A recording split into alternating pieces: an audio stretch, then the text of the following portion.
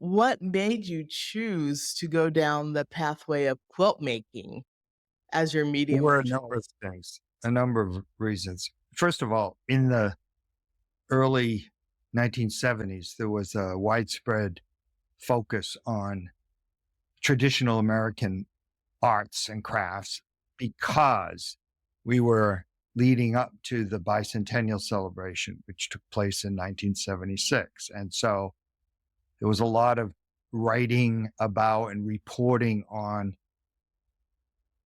various traditional art and craft practices, historical practices that go back to the founding of this country and so on, and before that. And so that attention got my attention, and I was especially um, wowed by the graphic designs in quilts, that many of which were so powerful visually that they were arresting. It was hard not to pay attention to them.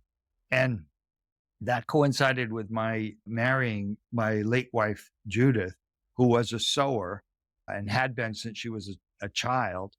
And we met in art school. She was a graphic design and photography major. And once we started building a life together, she had all the accoutrements of sewing around. And I was, I've always been a bit of an iconoclast or a maverick, and I don't follow prescribed modes of operation. So the fact that I was a man looking at something that historically women didn't phase me. In fact, I was hoping it would endear myself to her even more because I thought of myself as a feminist, and she certainly was. In any case, she encouraged me, and I started dabbling in this partly as a relief from the stress of working on my Master of Fine Arts degree. And by the time I finished my degree, the interesting thing was I had been paying attention, of course, to what was happening in the art world broadly. And that was the moment when installation art was starting to become a form, and performance art was starting to get momentum. And I was not interested in that. And I was not seeing myself fitting into what I sensed at the time was the future of